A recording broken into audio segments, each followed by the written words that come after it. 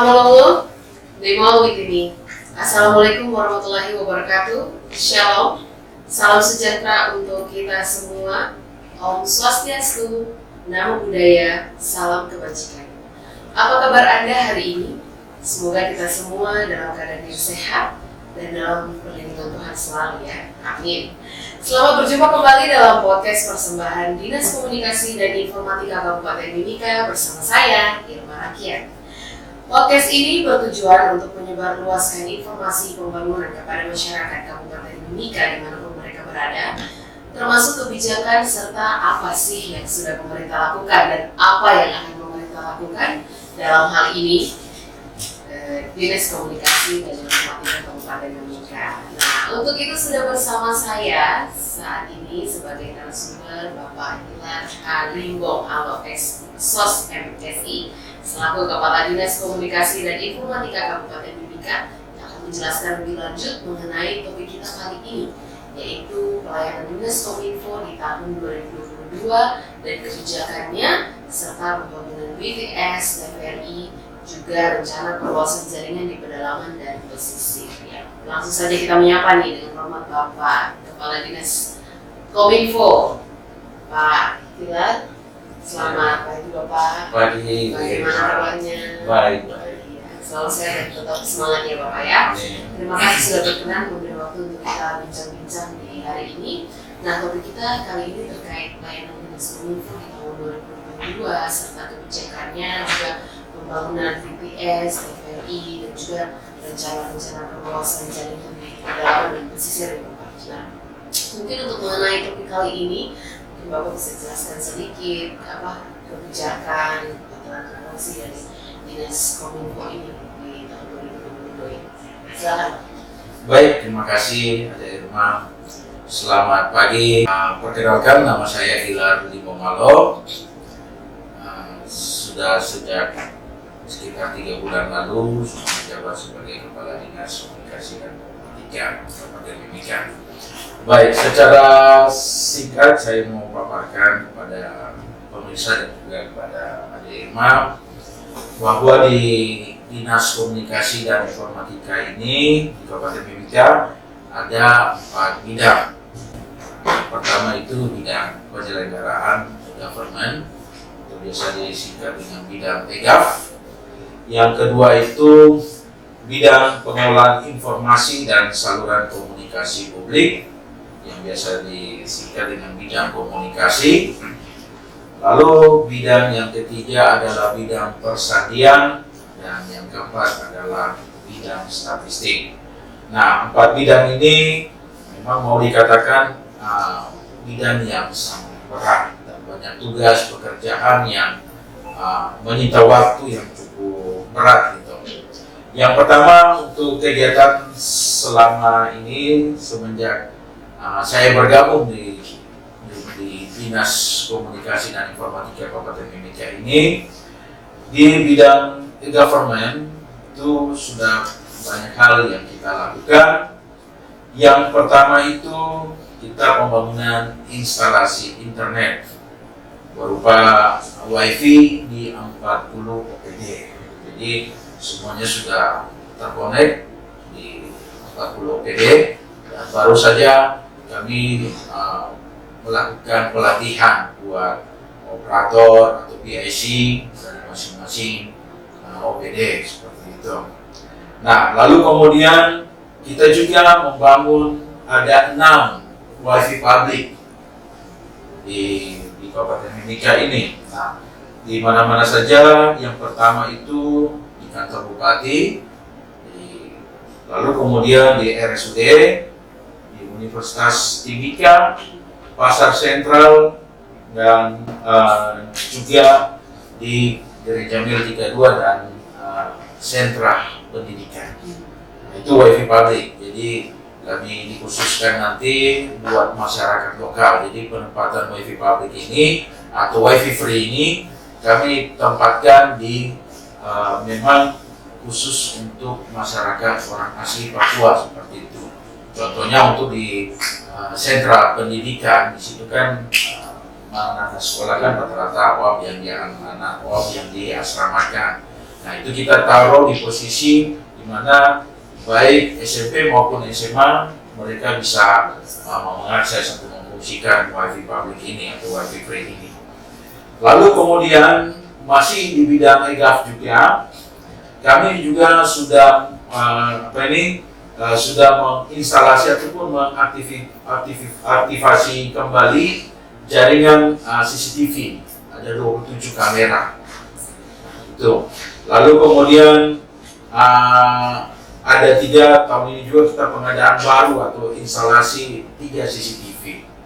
Nah, kedepannya sekitar 30 CCTV ini kita akan konekkan dengan di command center. Jadi kedepannya juga kita akan kerjasama baik dari Polres, dari Lantas, ataupun juga dengan teman-teman dinas perhubungan untuk bisa mengecek CCTV itu untuk mengetahui apakah kerawanan ataupun juga masalah ini kemacetan dan sebagainya. Itu yang kami coba untuk bangun baru 30 CCTV. Nah, kedepannya nanti kita berharap tahun depan kita bisa menambah lagi supaya masalah salah satu visi dari Bapak Bupati dan Wakil Bupati Mimika ini dengan menciptakan rasa aman itu bisa kita laksanakan gitu.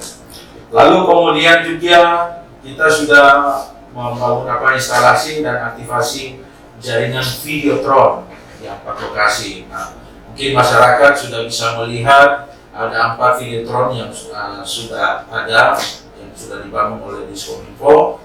Pertama itu di Bukung Meme Yaware, lalu kemudian yang kedua di sentra pemerintahan sini, lalu yang ketiga itu di Pasar Lama, dan keempat adalah Pasar Sentral.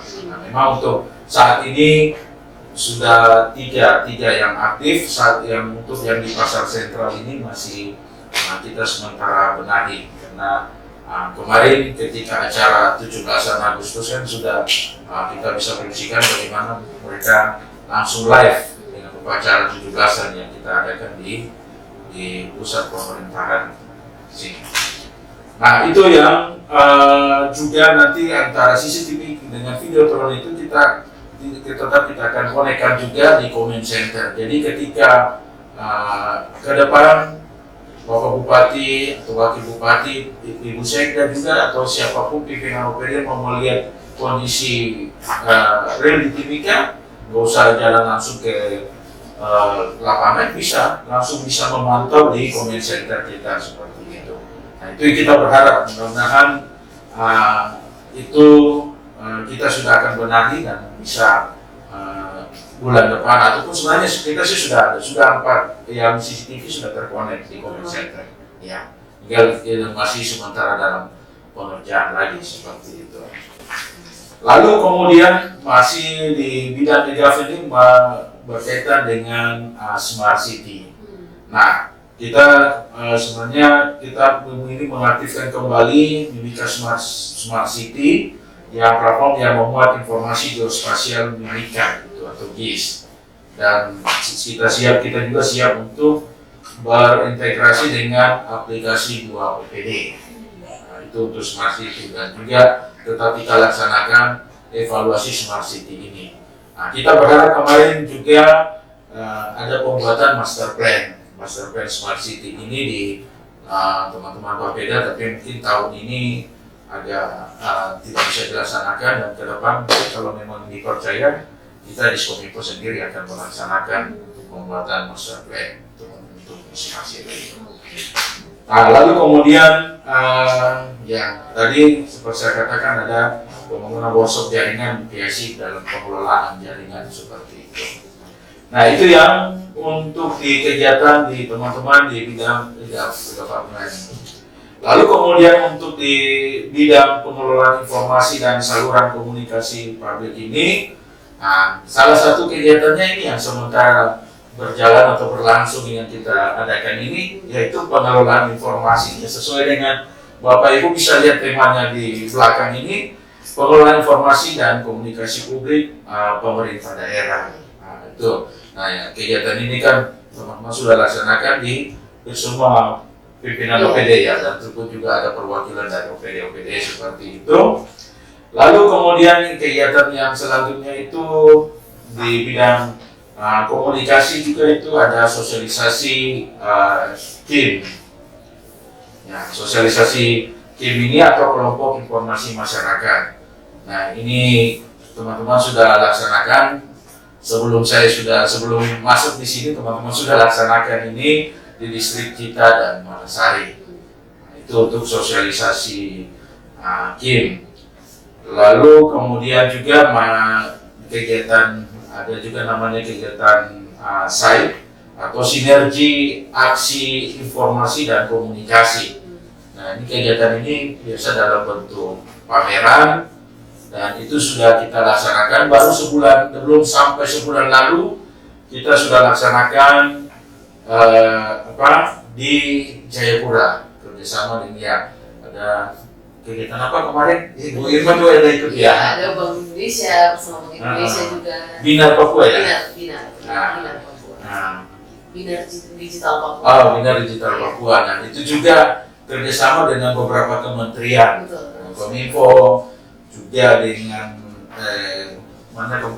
Menteri Koordinator Kemaritiman, dengan beberapa kementerian yang lain gitu. Nah, itu yang sudah kita teman-teman laksanakan di bidang komunikasi. Lalu kemudian untuk di bidang persandian, selain teman-teman mengadakan bimbingan BIMTEK itu, juga masih dalam sampai menjadi kegiatan rutin adalah ini pendengaran radio SSB kepada masyarakat. Jadi masyarakatnya yang mungkin punya keluarga di pedalaman atau mau mencari informasi-informasi tentang keberadaan di keluarga di pedalaman, mereka bisa berkomunikasi dengan SSB. Nah, itu kita di Kominfo juga menyiapkan pelayanan itu kepada masyarakat, khusus untuk masyarakat yang asli Papua yang ada di baik di pesisir maupun juga pegunungan. Nah, itu teman-teman bidang persandian melakukannya setiap hari yang kerja. Lalu kemudian bidang yang keempat atau bidang yang terakhir yaitu bidang statistik. Nah, di bidang statistik ini itu pengelolaan data statistik sektoral. Kemarin 2 bulan lalu kita sudah adakan seminar data statistik sektoral, dan itu sudah kerjasama dengan BPS. Nah, ini ke depan juga saya berharap teman-teman di bidang statistik ini bisa memberikan data, karena kita ini di Kominfo ini adalah wali data gitu. Jadi wali data di Kominfo ini wali data untuk di kabupaten. Nah, jadi sebagai wali data minimal sebenarnya ke depan kita semua yang akan semua data-data yang ada di kabupaten ini semestinya teman-teman di bidang statistik yang sudah akan mendokumentasikan, menyimpan seperti itu, dan juga ke depan juga bisa mengolah data yang jadi ketika masyarakat mau minta data kembali ke kita, dan ini juga ke depan kita akan data statistik sektoral ini kita akan konekkan di comment center. Nah, teman-teman nanti juga akan bisa lihat, jadi setiap periode tertentu data itu dia bisa berubah. Nah, kita pun juga akan ke depannya juga akan konekkan dengan di Videotron. Jadi masyarakat mungkin kita tidak menampilkan data secara statistik atau bagaimana, tetapi dikemas dengan gaya milenial gitu, supaya mudah dimengerti ya. Supaya masyarakat ya khususnya anak muda yang zaman milenial seperti ini kan sekarang mereka lebih mudah, lebih gampang untuk apa itu data seperti itu daripada kita menggambarkan yang model-model dulu gambar statistik seperti itu. Sekarang mungkin lebih ke grafis grafis seperti itu. Seperti itu. Iya, baik. Itu empat bidang yang kita. Oke, terima kasih Bapak. Nah, mungkin yang kamu bisa jelaskan sedikit, tadi kan kamu sudah jelaskan ada kegiatan dari masing-masing bidang, itu ada yang sudah berjalan juga, dan kira-kira kegiatan-kegiatan ini semua berjalan dengan anggaran APBD saja atau mungkin ada alokasi khusus atau dari khusus? Oke. Jadi hampir sebagian besar kegiatan ini dari dana APBD, dan untuk dana otsus tadi yang saya sudah sampaikan cuma ada 2, yaitu kegiatan KIM tadi itu kelompok informasi masyarakat di 2 distrik tadi, Cita dan distrik Mimika Timur Jauh Manasari, dan juga kegiatan yang SAIK tadi ini, Sinergi Aksi Informasi dan Komunikasi yang berupa pameran. Nah, kemarin kan kegiatan itu kita membawa 2 masyarakat lokal yang pengelola, mungkin bukan pengelola saja tetapi sudah bisa memproduksi kopi dengan buah merah seperti itu. Nah, buah merah, nah, itu yang kita bawa kemarin di Jayapura, lalu kemudian kita menawar, artinya ini era-era digital, jadi pemasaran produk-produk mereka kita bantu mereka dalam pemasaran dalam bentuk digital seperti itu, dan juga bisa pembayaran di model kris. Kris itu yang sebenarnya untuk yang cashless berarti ya, ya. seperti itu. Iya, baik. Bapak mungkin adakah rencana yang akan dilakukan oleh Diskominfo hingga akhir tahun 2022 yang belum terlaksana? Jadi saya ada rencana-rencana apa yang belum terlaksana? Iya. Baik. Untuk kegiatan ke depan ini sebenarnya kembali lagi berkaitan dengan era digital sekarang. Nah, kebetulan saya juga sementara ikut PKN 2 atau Pelatihan Kepemimpinan Nasional tingkat 2, dan saya mencoba mengambil gagasan perubahannya itu, yaitu optimalisasi sistem layanan pengaduan masyarakat secara online. Nah, ini jadi memang tugas rutin ke depan teman-teman kita di Diskominfo, yaitu juga dengan keterbukaan informasi publik sekarang dengan Undang-Undang nomor 14 tahun 2008 ini sebenarnya sudah 5 tahun sih ya harus kegiatan ini sudah dilaksanakan, tetapi ini belum. Nah, saya berupaya untuk mau menghidupkan, artinya ketika masyarakat ada mau bertanya atau mau memberikan pengaduan, itu mereka bisa kita buatkan satu aplikasi, sebenarnya sudah ada aplikasinya, tinggal kita laksanakan seperti itu, aduan masyarakat secara online. Jadi masyarakat sudah bisa mengajukan pertanyaan atau aduan-aduan yang mereka berikan secara online, nanti kita lanjutkan ke OPD. Nah, hari ini juga kita sudah, seperti tadi saya katakan, kita sudah memberikan pelatihan kepada masing-masing operator atau PIC di OPD masing-masing. Nanti kemudian kita tinggal menyalurkan informasi ataupun pertanyaan yang ditujukan di OPD tertentu, ya kita tinggal sampaikan ke sana dan mereka wajib menjawab seperti itu. Nah, aduan ini kembali lagi berkaitan dalam Undang-Undang nomor 14 tadi 2008 tentang keterbukaan informasi publik. Nah, itu untuk itu kan ada komisionernya. Nah, untuk kita di daerah kabupaten ini mereka istilahkan namanya PPID, Pejabat Pengelolaan Informasi dan Dokumentasi. Nah, itu nanti kita akan membuat tim dan itu selanjutnya akan kita jalankan seperti itu. Nah, berkaitan juga masih dengan pengaduan ini, bukan di kementerian kita saja, tapi juga di Kementerian Kemenpan RB, Kementerian Pendayagunaan Aparatur Negara dan RB, mereka dalam Permen 62 tahun 2016 ini mereka 2018 mereka ada namanya Span Lapor. Nah, Span Lapor. Nah, ini juga berkaitan seperti itu, pengaduan-pengaduan masyarakat. Nah, jadi sebenarnya sekali lagi di era digital seperti ini memang kita ditekankan bukan saja dari Kemeninfo tetapi juga Kemenpan RB seperti itu, dan memang ini sudah menjadi kewajiban kita, rutinitas kita sebagai wali pelayanan seperti juga tadi, akan bagaimana bisa menerima aduan masyarakat seperti itu secara online. Nah, ini yang saya sudah kebetulan kembali lagi, saya sebagai reformer untuk PKN 2 ini mencoba untuk mau menerapkan ini ke depan. Mudah-mudahan kita sudah laksanakan BIMTEK-nya apa semua, sudah teman-teman sebagian sudah mengikuti, kita bukan buat SK-nya, dan ke depan ini sudah bisa kita buka ke masyarakat, kita publikasikan. Nah, salah satu pada ini kita muncul di perubahan seperti itu kemarin, ya ada kegiatan sosialisasi, span lapor dan sosialisasi dengan PPID. Nah, ini akan kita berharap stakeholder yang terlibat di dalamnya bisa kita libatkan, lalu kemudian kita publikasikan seperti itu. Baik, Bapak. Itu yang arahnya ke depan seperti.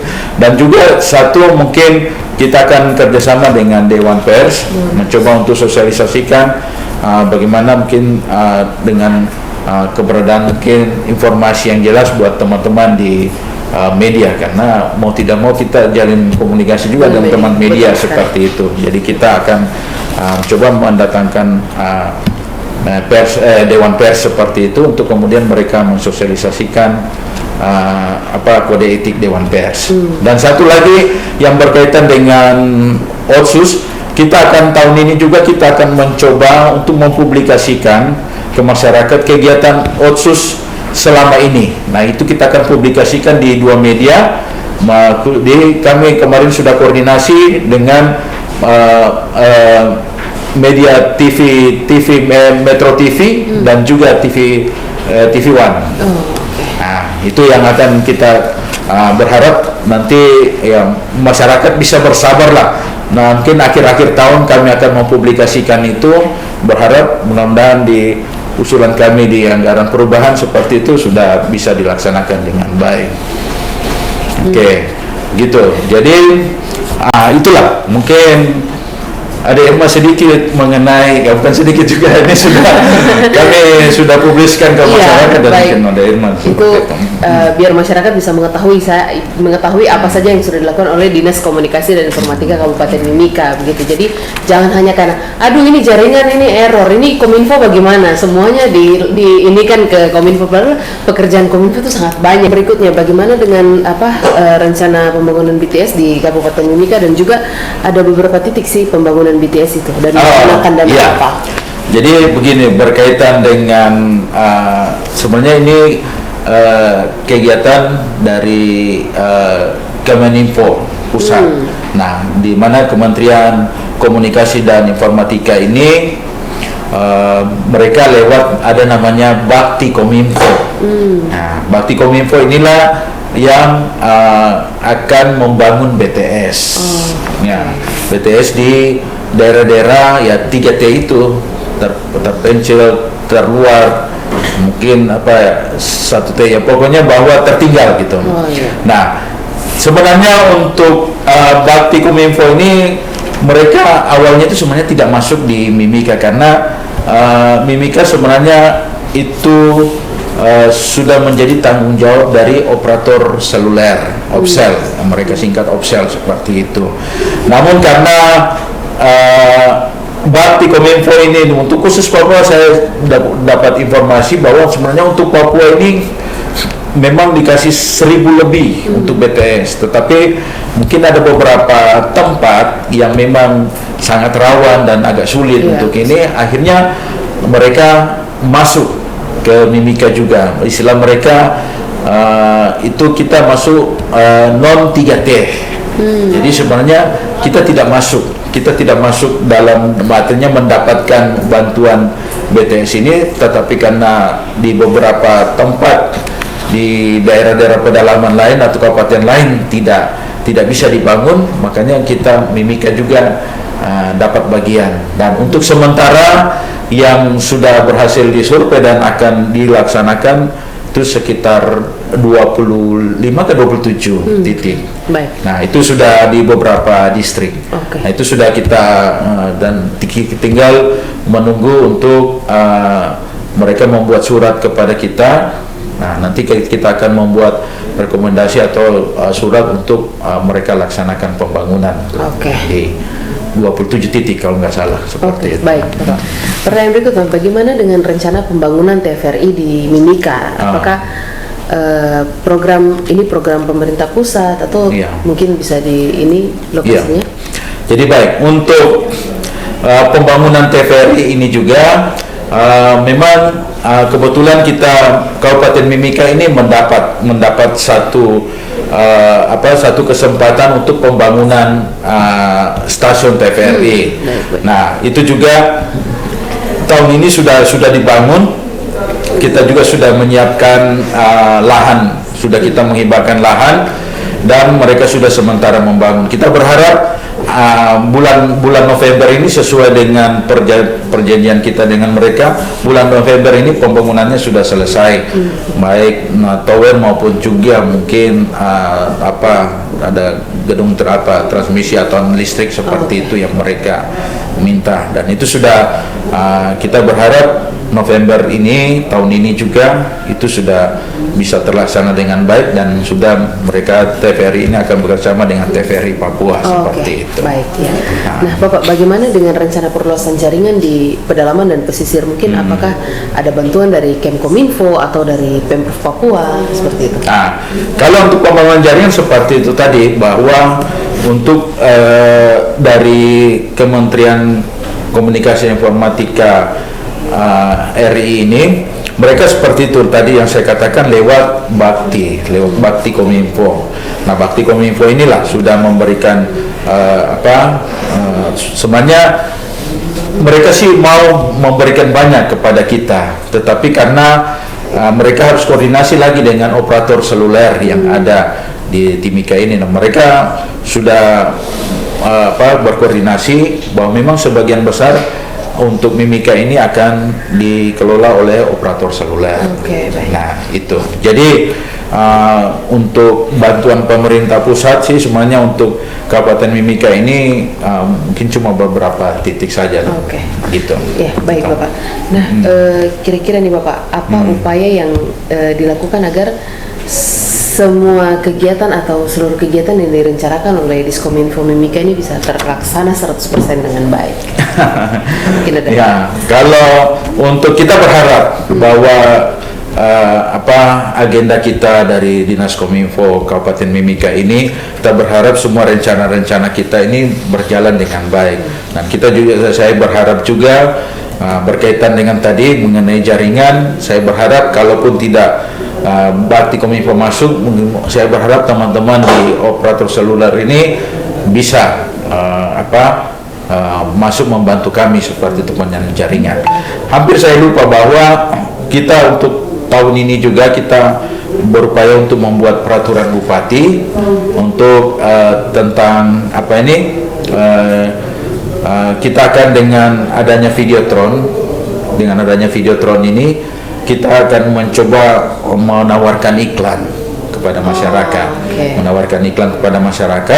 Nah, itu juga menjadi akan menjadi retribusi untuk daerah, dan dari dalam itu juga kan kita bisa membiayai Videotron kita, karena Videotron ini kita berharap selain mempublikasikan kegiatan-kegiatan pemerintah seperti itu, baik yang APBD, otsus dan sebagainya, kita juga nanti mau menayangkan iklan seperti itu. Menayangkan iklan, dan juga mungkin seperti tadi data-data statistik, yang data-data sektoral seperti itu yang kita akan sampaikan kepada masyarakat seperti itu. Dan yang kedua mungkin yang regulasi dalam peraturan bupati ini, bagaimana mungkin BTS yang dibangun oleh Opsel juga bisa ke depan mereka memberikan kontribusi dalam bentuk retribusi untuk tower-tower yang mereka bangun seperti itu. Dan itu kita sudah buat peraturan bupatinya, tinggal tunggu pelaksanaannya saja untuk ini apakah akan di ACC atau bagaimana, kita tinggal tunggu saja. Jelas kita sudah mencoba untuk membuat regulasinya dalam bentuk peraturan bupati.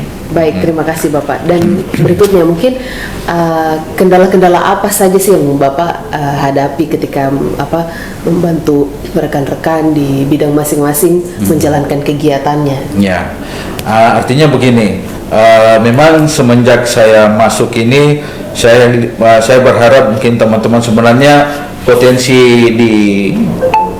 potensi sumber daya manusia di bidang SDM di Dinas Kominfo ini sebenarnya sudah cukup. Mungkin kita tinggal memberdayakan lebih jauh lagi, bahwa sebenarnya masih banyak tugas ataupun juga hal-hal yang dapat kita lakukan untuk membantu masyarakat dalam memberikan pelayanan khusus untuk jaringan seperti itu.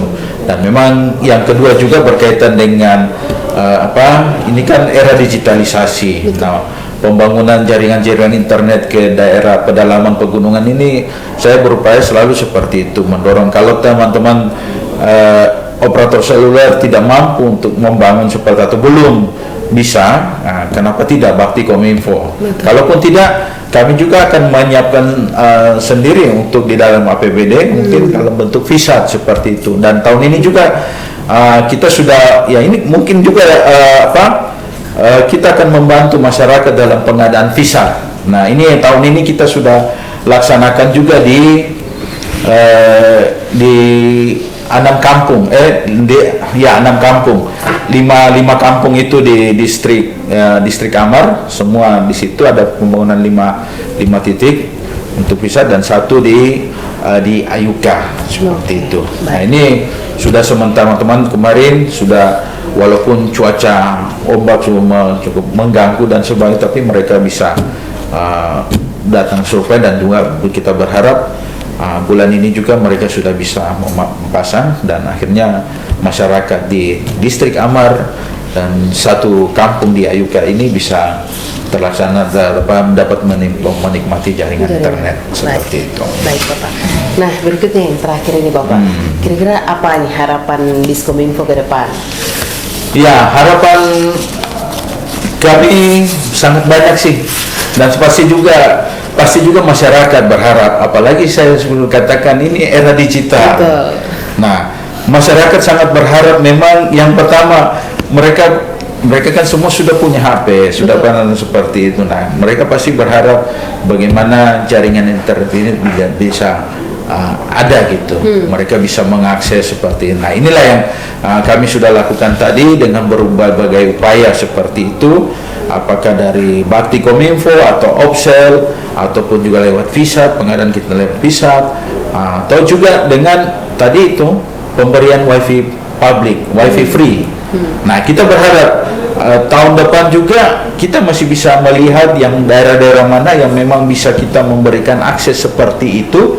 Akhirnya semua masyarakat bisa menikmati wifi seperti itu. Dan juga kembali lagi, kalaupun memang ke depan mau memberikan aduannya, bisa lewat jaringan internet ini. Nah, saya sudah untuk kegiatan PKN saya 2 ini, PKN 2 saya ini, itu sudah membuat satu branding. Nah, satu branding yang namanya Menok Lapor. Oh, Menok Lapor. Menok Lapor. Itu kepanjangan dari menyerukan orasi lewat yang istilahnya kata lapor itu tadi, ini jaringan internet kepada masyarakat seperti itu. Nantilah, saya belum bisa publiskan karena masih sementara masih dalam berproses membuat proyek perubahan. Nah, saya berharap seperti itu ke depan nanti akan kita sosialisasikan lagi, dan kita berharap memang apa yang kita lakukan ini, teman-teman lakukan di Dinas Komunikasi dan Informatika ini bisa memberikan pelayanan kepada masyarakat, khusus di dalam era digital seperti itu. Oke, baik, luar biasa sekali ya. Terima kasih Bapak untuk informasi dan juga pengetahuan-pengetahuan sudah diberikan, bahwa ternyata pekerjaan Diskominfo itu tidak hanya melulu mengurus jaringan, tidak hanya melulu mengurus jaringan internet, tapi ternyata banyak sekali yang diurus, begitu banyak sekali yang mereka lakukan untuk tentu saja demi kepentingan masyarakat luas, agar informasi-informasi kepada publik itu tersampaikan dengan selayaknya seperti itu ya. Terima kasih Bapak untuk kesediaannya telah berbagi informasi kepada kita semua dalam perbincangan kali ini. Kiranya apa yang sudah dilakukan oleh Bapak di pemerintahan Kabupaten Bukit ini melalui Dinas Kominfo ini menjadi berkat dan dapat dinikmati hasilnya oleh seluruh lapisan masyarakat ya, sehingga nantinya visi dan misi Bapak Bupati dan Wakil Bupati Mimika, yaitu Mimika cerdas, aman, damai, dan Demikian perbincangan kita kali ini. Mohon maaf apabila sepanjang perbincangan ini terdapat hal-hal yang kurang berkenan. Semoga kita bisa berjumpa kembali dalam podcast berikutnya, tentu saja dengan topik yang berbeda ya. Tetap semangat dan sehat membangun Memikat tercinta. Ebe ya ware, apa lo? Di Movie TV, Tuhan berkati kita semua.